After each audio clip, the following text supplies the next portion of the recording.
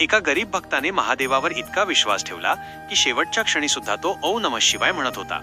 आणि मग एक साधू त्याच्या आयुष्यात आला. पण तो साधू कोण होता हे कळल्यावर सगळ्यांच्या डोळ्यात पाणी आलं. ही कथा आहे एका छोट्या गावात राहणाऱ्या शंकर नावाच्या गरीब भक्ताची, ज्याच्याकडे काहीच नव्हतं, पण त्याच्याकडे एक गोष्ट होती, अटूट श्रद्धा. महादेवावर शंकर रोज सकाळी 4 वाजता उठायचा, नदीवर जाऊन स्नान करायचा आणि मग मंदिरात जाऊन शिवलिंगावर पाणी अर्पण करायचा.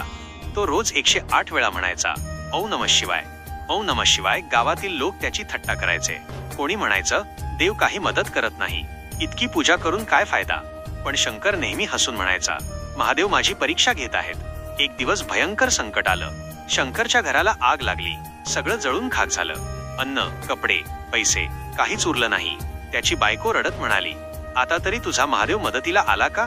गावातील लोक त्याला चिडवू लागले, पण शंकर शांत होता. तो फक्त म्हणाला, महादेव जे करतात ते चांगल्यासाठीच करतात. त्या रात्री शंकर मंदिरात गेला. शिवलिंगासमोर बसून तो रडू लागला. तो म्हणाला, महादेव, मी कधी काही मागितलं नाही, पण आज माझं सगळं संपलं आहे. जर तुम्ही खरे असाल तर मला मार्ग दाखवा. अचानक मंदिरात एक वृद्ध साधू आला. तो शंकरला म्हणाला, का रडतोस बाळा? शंकरने सगळं सांगितलं. साधू हसला आणि म्हणाला, जर महादेव तुझ्या समोर आले तर ओळखशील का? शंकर म्हणाला, नाही, पण मी त्यांना मनाने ओळखेन. साधू म्हणाला, माझ्याकडे काही नाही, मला अन्न देऊ शकशील का? शंकरकडे काहीच नव्हतं, तरीही त्याने गावातून भीक मागून अन्न आणलं आणि त्या साधूला दिलं. साधूने अन्न खाल्लं आणि अचानक त्याच्या चेहऱ्यावर तेज आलं. तो म्हणाला, तुझी श्रद्धा खरी आहे.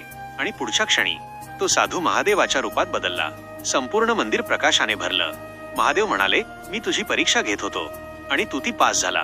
क्षणात शंकरचं घर परत तयार झालं. त्याच्या आयुष्यात सुख शांती आली.